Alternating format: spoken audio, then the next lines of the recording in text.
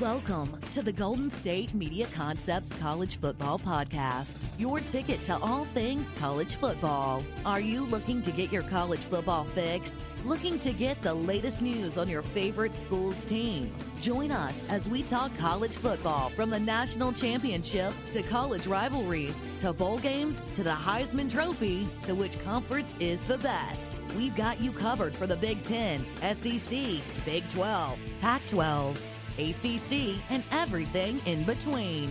Thank you for tuning in to the GSMC College Football Podcast, brought to you by the GSMC Podcast Network. My name is Ryan Lee. Once again, I am your host, and I hope, once again, you are staying safe amidst the pandemic. Happy Super Bowl weekend. Yes, indeed.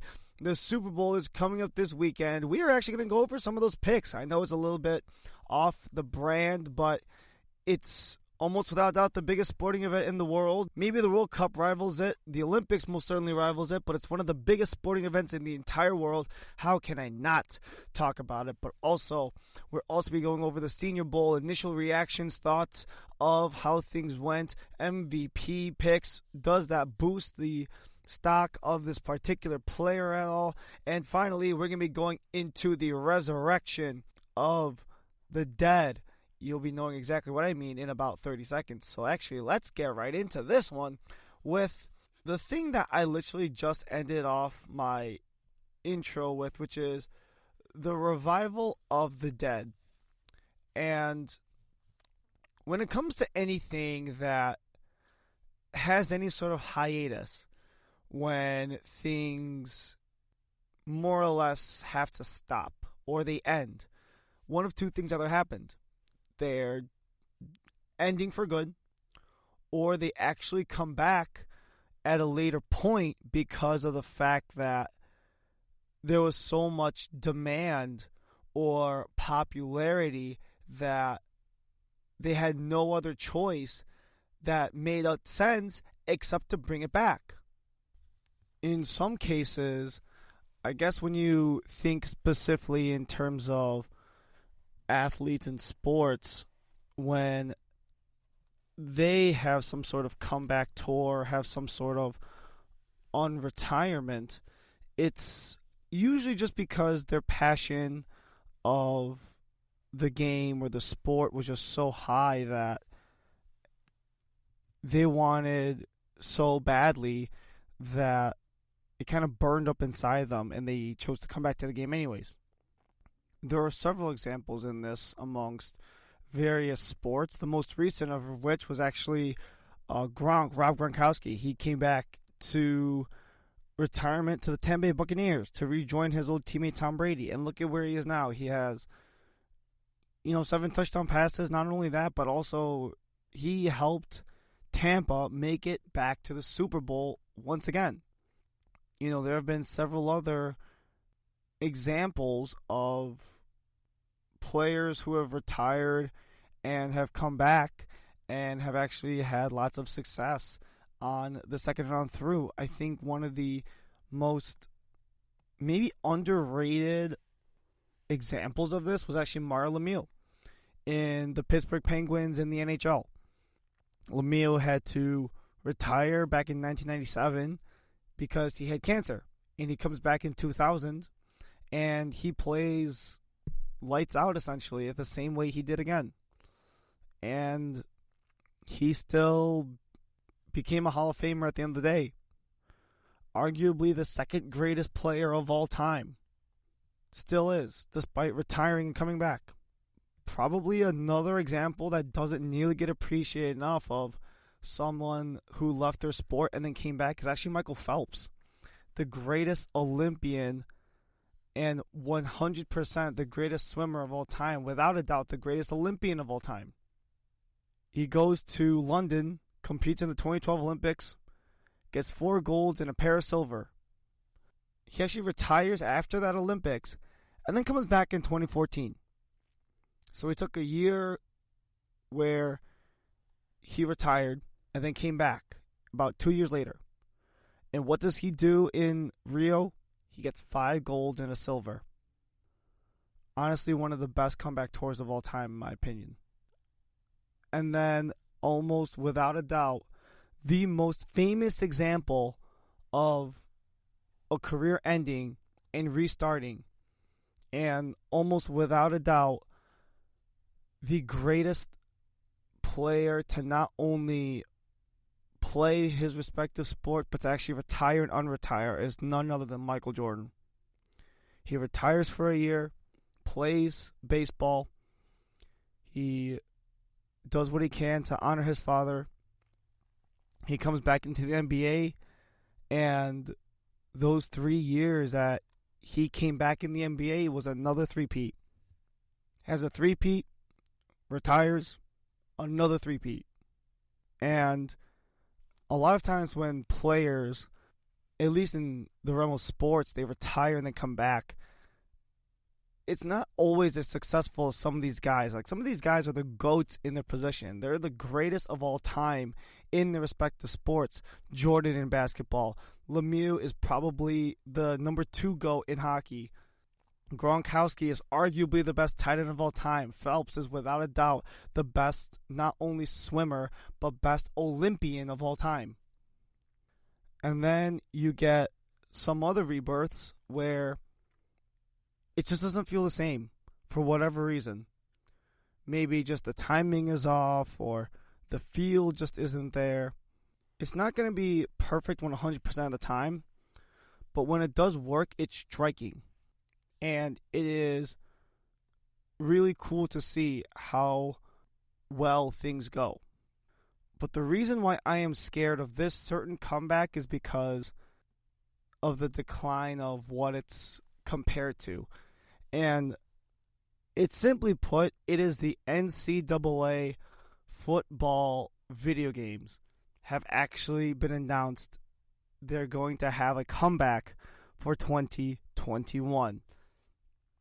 Now, I've only ever played one of the NCAA football games, which was NCAA 2005 with Larry Fitzgerald on the cover for the original Xbox. And I personally really liked it. That was the year where the NCAA was absolutely getting dominated by guys like Matt Leinart and Reggie Bush of the USC Trojans. And this game actually has a very long storied history to it. It actually dates back to 1994. NCAA football has actually gone a really long way. It was actually originally called Bill Walsh College Football, similar to how the Madden series was initially named after the legendary Raiders head coach John Madden, also broadcaster for NBC. His name is associated with that game. You don't think football video games without thinking Madden. The intended formula, I suppose, was kind of similar with slapping Bill Walsh on the cover of the first college football video game, because at the time he was the coach at Stanford. And the logistics behind the NCAA gaming series were actually kind of interesting if you really look at it with a fine lens. One of them was the fact that because of NCAA rules, they never had names. And if they did have names, it'd be like a random name they just came up with, just slapped the first name and the last name together. But with the positions and jersey numbers, the fans could kind of piece together who they were actually playing with. And this actually went on for 20 years, this NCAA football video game series. And it went from 1994 was the first one, and the last one was released in 2013. And the last one in 2013 is actually very popular amongst the college football community, with Michigan's Denard Robertson on the cover. Now, Robinson never really did anything in the NFL or even past his college career. However, there were a lot of really cool logistics that went into this game. And one of the reasons why it was so beloved by fans is the fact that they got a say in certain things. Like when it comes to the Madden franchise, they kind of just pick a very popular athlete and slap him on the cover. There have also been perceived negatives with being on the Madden cover, which is the alleged Madden curse. Oh, Gronk's on the cover, he gets injured. Oh, Brady's on the cover, he, at that point, just loses the Super Bowl. Oh, Mahomes was on the cover. He was out a couple of weeks with a bad knee. Lamar's on the cover. He significantly regresses. There's that trend essentially the entire way, and the only people who really decide who's the cover athlete is Madden itself, or the EA Sports Committee. One of the reasons why the NCAA game series was so popular amongst the fans is because they had a say in all the stuff going on. They had interaction with the EA Sports community. They actually got a hand in voting who was on the cover every year. It's actually a cool thing that I found out that I didn't know at first, but it's something I found really cool actually. So I haven't really seen this so much in the Madden community, but I saw this was a really popular thing amongst the NCAA community, which is that the cover athlete was voted on. And basically what it was is that any NCAA player was up for grabs. But it came down to the top 32. They'd move on past the first round. And then of the top 32, the top 16 vote getters move on. And then from there, you narrowed down to 8. And from the top 8, they would just pick the most popular person of the last 8. And it essentially would be the consensus of that community. That's why you get guys like Denard Robinson in 2013. That's why in 2013 they had Robert Griffin III, but also it was a bit of a Legends edition year, so they put Barry Sanders on the cover as well. In 2012 they had Mark Ingram and they had Tebow on the cover, and keep going down the list. It more or less is a very similar formula that the NFL has, or I guess the Madden series has, which is pretty much the most popular player in the entire league at that point. However, except it wasn't just decided upon by EA Sports, it's decided on by the community. The community had some weight to this vote. It was the people's cover. And I've honestly thought about going back at least to some of the gameplays that I've seen, but I have played Madden recently, and I do know that it is very correspondent to what the NCAA game were at the same time. I also own Madden 2005 for the original Xbox with Ray Lewis on the cover, and the game with NCAA Football 2005 and Madden 2005 are the exact same year. They're the same year. And the only difference between the two games, at least from what I remember, was just rosters and teams. Now, the only thing that kind of worries me in terms of how NCAA would perform now is the continuous regression of the Madden series. Because if you look at the Madden ratings by, some of the top raters like Game Informer or IGN, the Imagine Gaming Network, or whoever it may be, within the past 5 to 10 years, Madden has slowly regressed year by year. And the thing is that NCAA actually held kind of steady. I was looking at some numbers throughout the past 5 installments of Madden, just specifically from NCAA 11 to NCAA 14. But if I at least take some of the numbers, you had Tim Tebow on the cover of Madden 11. That game got an 8.5 out of 10 from IGN. You had Mark Ingram on the cover of NCAA 12. That game also got a rating of 8.5 out of 10. Then you had the 2013 version with Barry Sanders and Robert Griffin III on the cover together. And that scores an 8 out of 10. And the one with Denard Robinson on the cover, NCAA 14, is the last installment, and that gets a rating out of 7.4. But the crazy thing is, despite a slightly lower ranking, and it's not even by much, it's by the teeniest bit, the number of copies they sold on NCAA 14 doubled that of NCAA 2013. Because according to the figures that I found, NCAA 13 with RG3 and with Barry Sanders only sold 500,000 copies. NCAA 14 sold 1 million plus.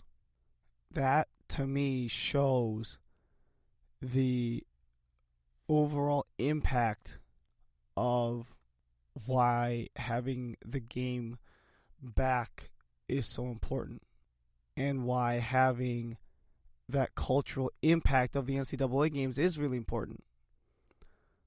One of the main reasons why that game stopped existing in the first place wasn't necessarily because of popularity.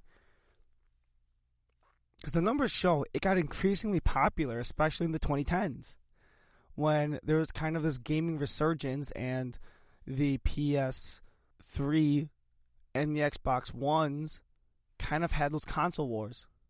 And it resurrected again with the PS4 and the Xbox One. But especially in that PS3 versus Xbox 360 era, there was a huge spike in gaming.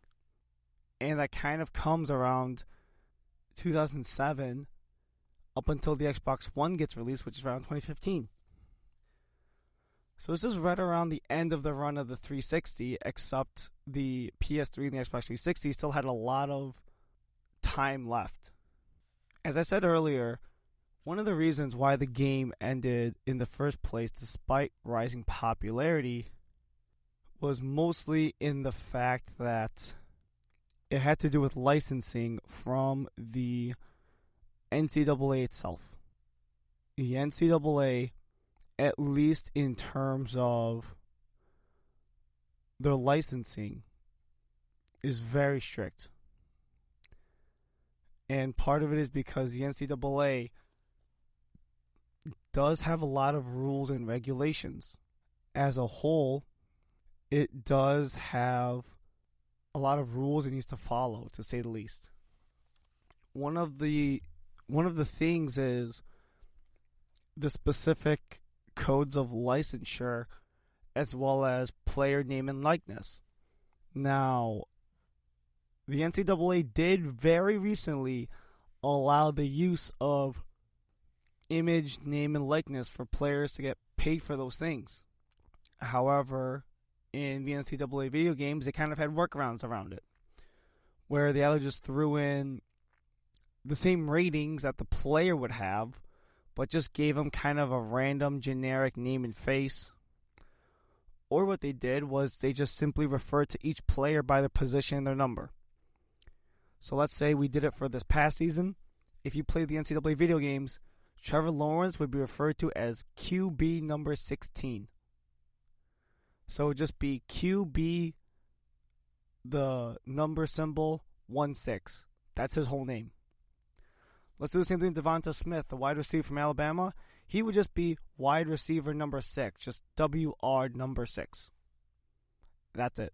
But fans who are smart enough could put 2 and 2 together and know exactly who they're playing with. The cool thing about what NCAA 21 hopefully has to come is that the collegiate licensing company did allow them to reuse the proper uniforms, the proper stadiums and venues and traditions and whatever it may be of the teams. So it kind of has that authenticity feel to it. So that way, if you're playing in Ann Arbor, you do see that Michigan Stadium. Now, as I said earlier, the only thing that concerns me about whether or not the NCAA video game has success is, at the end of the day, the overall reception. And I think fans are stoked about it. I saw the reaction on Twitter. Fans are so excited and so happy for this game to come back. Especially when people are still in quarantine. Especially when a lot of restaurants and clubs and all that good stuff aren't open. But as I said to start the show, the one thing that scares me is the rating, and will it tank the overall reception of the game? Because Madden 21 has a bad rep right now. It does not have a good reputation, and largely, it's not just because of glitches and issues and trying to force the game, but also it has problems because of the fact that the reviews came out horrible. They're all out of 10, but let's just take the last 4 years of Madden games. You get Madden 18, the one with Brady on the cover, gets an 8.6 out of 10, which is actually pretty solid. You get Madden 19, which has Antonio Brown on the cover, gets an 8.9 out of 10, so a little bit of a bump actually. Madden 20 has Patrick Mahomes on the cover, gets an 8.1 out of 10, holding steady. Still solid, still holding steady at that 8 mark. But Madden 21 with Lamar Jackson on the cover gets a tanking 6 out of 10. And largely because of the fact that it lacks certain things. There's a lot of issues. There's a lot of problems with it they never fixed up. And part of it could be because EA Sports knows that they're going to sell no matter what. Which, the way I see it, is the absolute wrong response to have. Almost entirely negative reviews across the board coming from not only reviewers but fans as well. Of course, with all of this stuff that we see, we have to wait and see. We have to give it a minute before we can make any sort of guess or estimation or anything like that. But honestly, seeing something new in what has been, for the most part, a relatively slow off season, it kind of brings something new to the table. Will I buy NCAA 21? Maybe.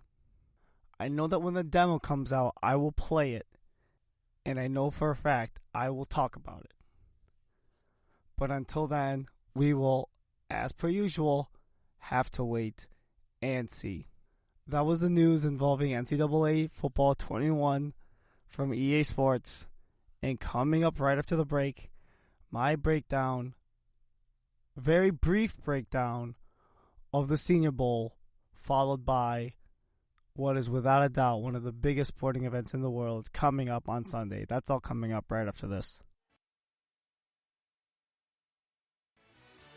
Are you looking for the very best NFL and college football podcast? Then check out the GSMC Football Podcast. Get the latest football news both on and off the field. From the NFL Draft to trades to the rumor mill to the NFL Combines, they got you covered. That's GSMCpodcast.com/football-podcast. Get updates on college rivalries, game day insights, and much, much more. It's football talk the way you want it. This show eats, sleeps, and breathes football. Don't forget to like them on Facebook and follow them on Twitter. Visit GSMCpodcast.com for more info.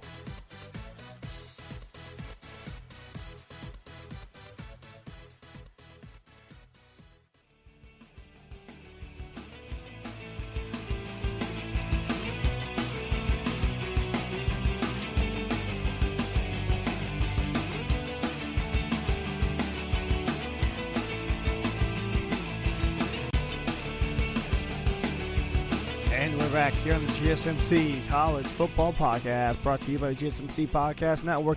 Ryan Lee back here once again. We talked about the rebirth of the NCAA Football video game series by EA Sports. It's in the game. And we are actually going to our next topic. I'm going to make this one very brief because I've talked about this topic so many times before. And honestly, my thoughts and opinions of the topic have not changed. The only thing that really changed are the facts of the topic itself, and you'll get to know exactly what I mean. It's the Senior Bowl. It's where the best of the seniors, they come gather together and essentially play against each other, kind of a Pro Bowl style type of ordeal. And the only difference is they get to get coached by NFL coaches. In this case, it was Matt Rule, the coach of the Carolina Panthers, and Brian Flores, the head coach of the Miami Dolphins. The only thing that I saw coming out of the Senior Bowl was nothing out of the ordinary, for me to say the least. Everything I saw was everything that I expected. Some of the big risers, some of the big notable standouts, of course, had to be none other than, Mac Jones, kind of really showing that he does have skills. He does know how to make good reads. He does know how to throw a ball. The only issue is going to be when you have some of these more experienced guys. Can you fit those balls into like the world's tiniest window, where the window is not even the full size of the ball, where the windows are literally so small they have to be the size of the tip of the ball? Mac Jones, he can get there, but if he does, it's going to be a process. He's going to need a lot of coaching. He's not like a lot of these other prospects who could just get thrown in there and can kind of figure it out immediately. Some of these players, especially these rookies, they have to figure it all out. I know Mac Jones is rated highly in terms of the remainder of the draft-eligible quarterbacks. However, the way I see it, it would fit best for Jones, at least the way I see him personally, if he went to a team that has a veteran quarterback on the roster already.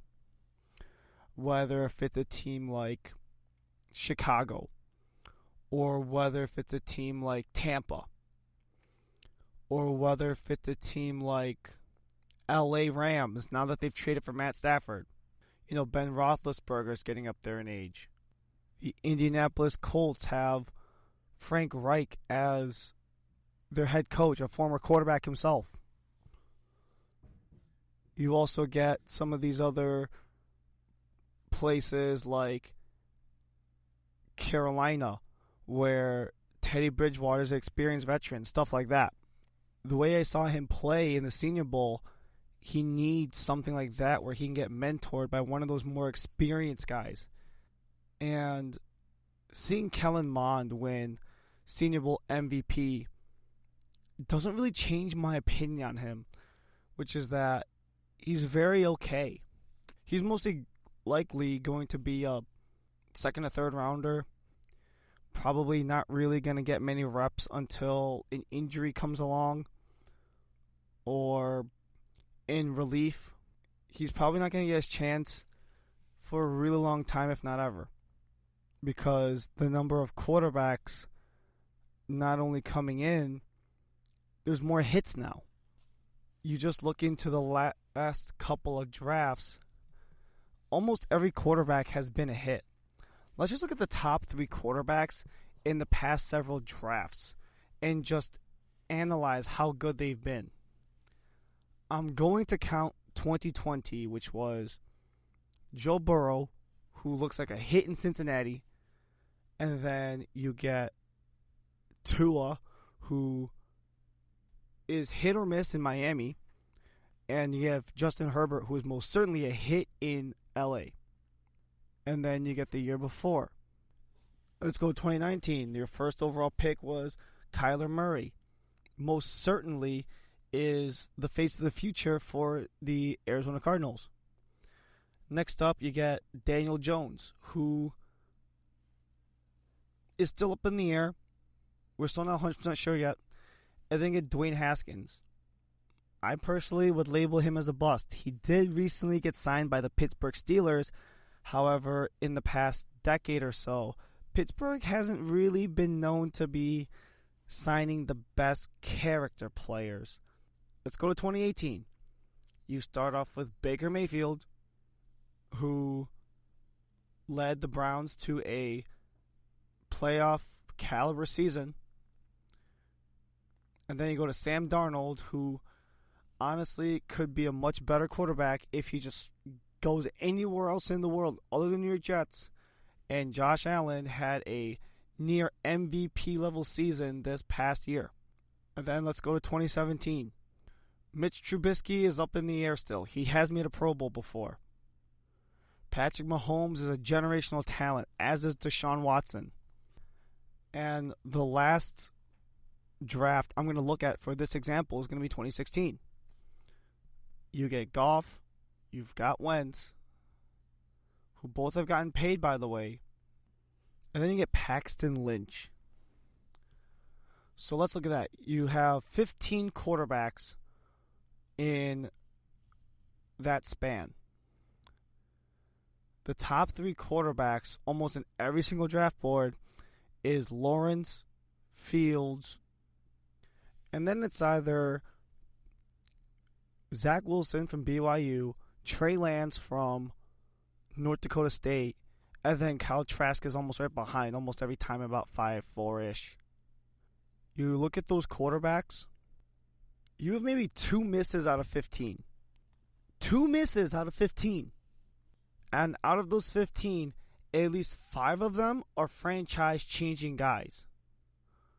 Herbert, Kyler, Allen, Mahomes, and Watson.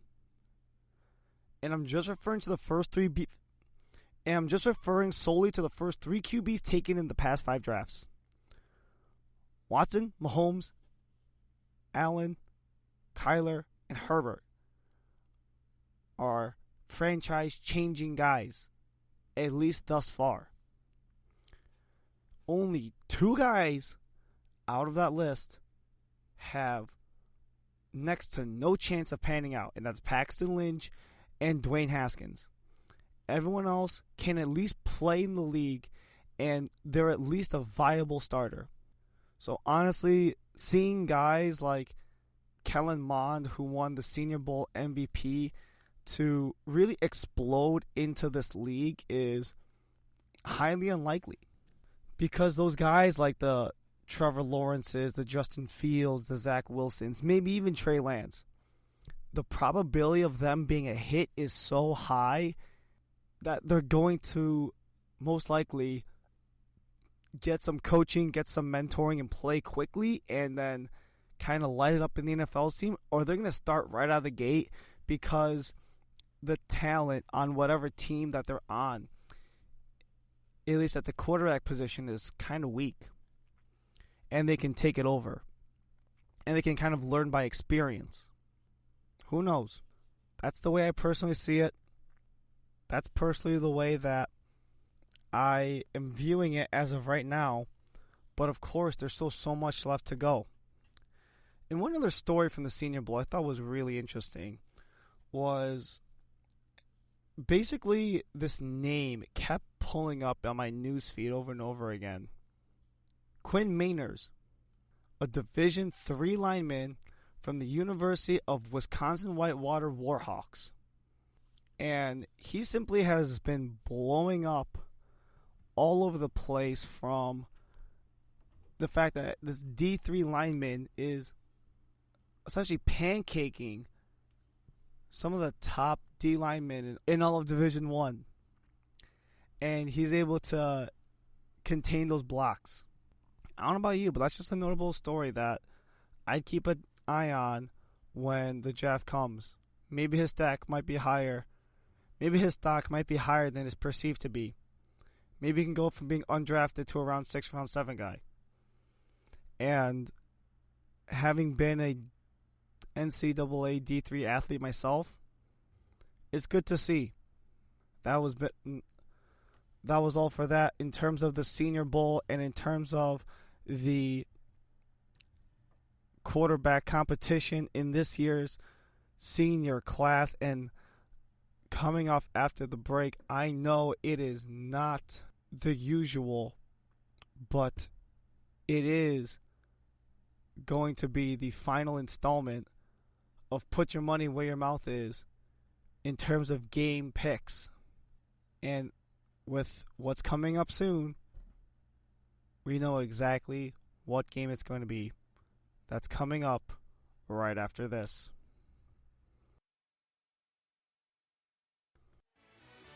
Are you looking for help for your fantasy football team? Check out the GSMC Fantasy Football Podcast. Get today's best advice on who to start, who to sit, even who you should draft. From sleeper picks to red-hot lineups, they got it all covered for you. That's gsmcpodcast.com/fantasy-football-podcast. We'll cover traditional leagues, dynasty, PPR, even IDP leagues. When you need fantasy help, there's just one show to hit up. Don't forget to like them on Facebook and follow them on Twitter. Visit gsmcpodcast.com for more info.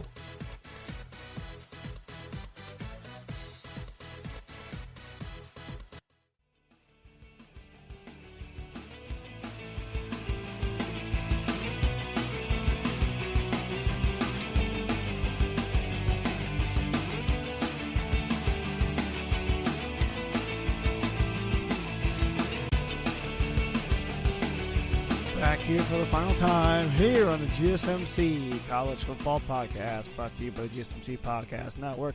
Ryan Lee back here for the final time, and we're going to be talking about what is honestly, almost without a doubt, the most important game of the year, not even just in college football, just in the sport of football as a whole. None other than SVLV. Yes, indeed, Super Bowl 55 is coming on Sunday at 6:30 p.m. You best believe that I am going to be all over my couch ready to watch this game. And I'm just going to break it down. This is the final put your money where your mouth is segment of the entirety of the football season. Every other thing we talk about from this point forward is most likely going to be things like prop bets and the draft. But calling these games and talking about them is actually one of my favorite things to do, because it allows me to take a deep dive into not only the strengths but also the weaknesses of each team, carefully think about what's the important matchups, so that way when I watch it, I know exactly what I'm looking for. So, it is the battle between the GOAT, Tom Brady, and who is most likely going to be the one to take that spot from him in Patrick Mahomes. Currently, the Mahomes-led Chiefs are totaling 425 yards of offense and 29.6 points per game. Believe it or not, the Chiefs' leading receiver is actually tight end. It's Travis Kelce. And that hasn't been done in the longest time. And if anyone can potentially usurp Gronk or Tony Gonzalez as the best tight end ever, it could be Kelce, honestly. And if it's not Kelce, it could be George Kittle of the San Francisco 49ers, actually. But that's neither here nor there. And breaking down those 425 yards on offense, Mahomes is throwing for about 312 a game. And they're only running for roughly about 112 yards per game. Now, both of those yardage totals on offense, at least, they're greater than that of Tampa Bay. Brady is throwing just under 300 yards per game at 298.5. And they're only rushing it for about 95 yards per game. But the thing is that the points per game is actually greater by about 1 point. It's actually 30.8 for Tampa Bay. So 30.8 to 29.6 is not a huge gap. And then you get into the defense. And these two defenses are also very similar in that way. Tampa is allowing 23 points a game on defense, but they're also allowing 336 yards. But they're also allowing 366 yards. A little more stout on the front seven, only 85 yards against on the run. But they are allowing over 280 yards in the air. Now, the Chiefs are allowing the same amount of yards on defense, but they have a little more of a balanced defensive attack. 245 yards against in the air versus 120 on the ground. But they are allowing a whole field goal less than Tampa Bay is. Tampa Bay is allowing 23 points, Kansas City is allowing 20.5. Now, if I'm not mistaken this year, the only 2 losses that Kansas City have had was Week 17, where they more or less intentionally lost, and against the Raiders in Week 5. Both of them were at home. Kansas City's been undefeated on the road so far. And so far, at least in terms of Super Bowls, Mahomes and Reed, they're 1-for-1. Tom's 6-3. So both of these guys have had plenty of experiences. These have not only been the last 2 Super Bowl MVPs, believe it or not. To me, when looking at all these numbers, the biggest factor is going to be on a lot of things, which is essentially, can these guys hold the other to less than the max potential? Because Kansas City's only scored 29 points per game, but with the offense they have been playing, they could easily get to 39 points a game if they wanted to. They've played down to their competition a lot this year, but they know this is the time to go for broke. They could be the first repeat champion since the Patriots in the early 2000s. It goes that far back. They're the last team to make back-to-back Super Bowl appearances since said Patriots in Super Bowls 52 and 53. The way I see this game lining up so far, the number 1 matchup isn't just Mahomes versus Brady. To me, one of the biggest matchups to look out for is going to be Patrick Mahomes and the Tampa Bay secondary. Tampa Bay allows way too many yards in the air. 280 on average per game in the air is a lot. And with a guy who's as explosive and dynamic and loves the deep ball as much as Patrick Mahomes, it's going to be really difficult to stop. Buffalo thought they had a shot. Cleveland thought they had a shot. They thought they had this really great game plan to try to get rid of the chunk plays. Get rid of those deep balls. But what they left was everything in front of them. They left those crossing routes. They left those curl routes. They left the drags. And in doing so, those short yardage with all the speed they had, all the power they had, turned into those 20, 30, 40-yard plays. They weren't just a heave 20, 30 yards in one go, but rather it was like a 5-yard play, and the yards after the catch became 20, 30. Simply put, if Tampa Bay does not have a good scheme to stop the speed of Kansas City, specifically of Tyreek Hill, Travis Kelce is actually a surprisingly fast tight end. You know, you got guys like Mecole Hardman, who's also really quick and shifty. And then you're going to get guys like Clyde Edwards-Helaire coming out of the backfield. And the man himself, Patrick Mahomes, he can run on the ground too. Not getting so fixated on stopping the deep ball, they don't stop everything in front of them. That was the demise of Buffalo and why they couldn't stop Kansas City.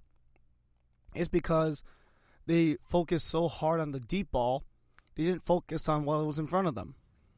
And then when they were on offense, they couldn't put additional pressure on Kansas City. Kansas City also played a great coverage game.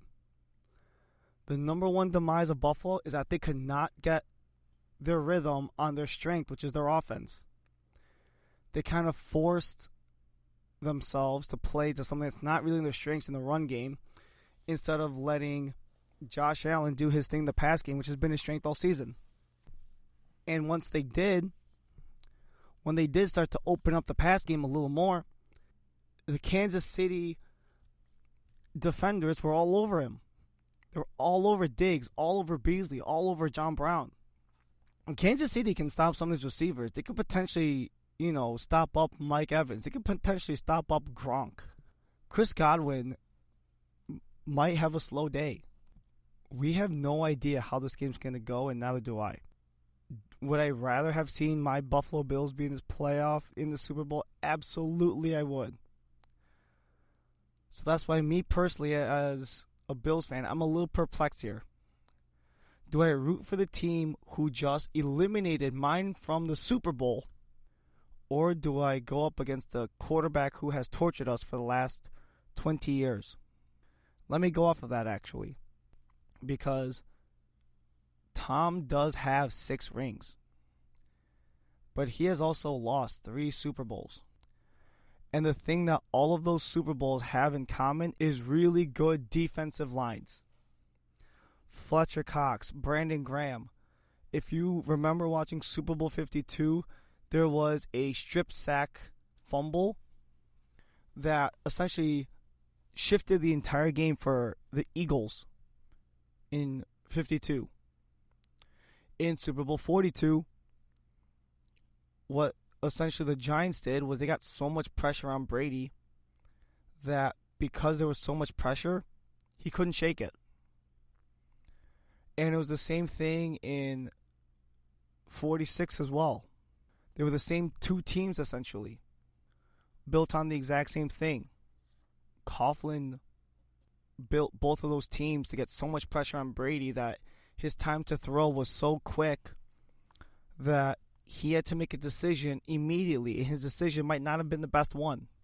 With the way that Chris Jones and Frank Clark really manhandled not only Cleveland but also Buffalo on the offensive line of things, making Baker Mayfield's and Josh Allen's job a lot harder, it speaks to the power of this defensive line.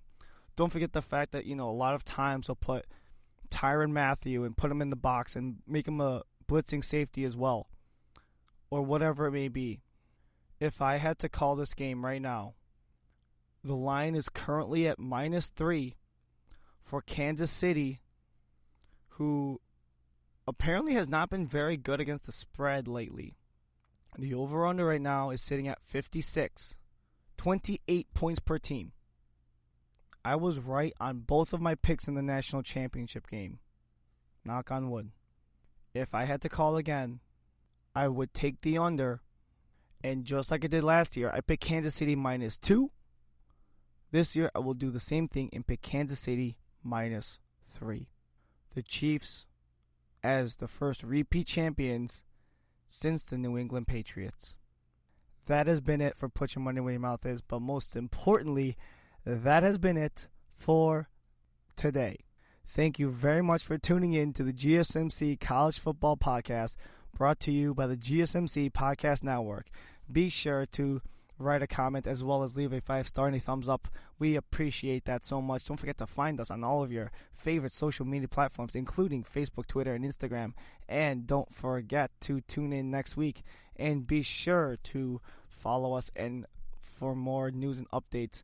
And with the offseason coming up, send me some suggestions, whether if it's on our Twitter, whether it's on the comments of the episode, whatever it may be. Send me some suggestions of what you think. But that has been it. I hope you stay safe. This has been the GSMC College Football Podcast, brought to you by the GSMC Podcast Network. My name is Ryan Lee. Have a great rest of your night. You've been listening to the Golden State Media Concepts College Football Podcast, part of the GSMC Podcast Network. You can find this show and others like it at www.gsmcpodcast.com. Download our podcasts on iTunes, Stitcher, SoundCloud, Google Play, or anywhere you find podcasts. Just type in GSMC to find all of our shows from the GSMC Podcast Network, from football to basketball, baseball to MMA, and even soccer. You can also follow us on Twitter and Facebook. Thank you, and we hope you have enjoyed today's episode of the Golden State Media Concepts College Football Podcast.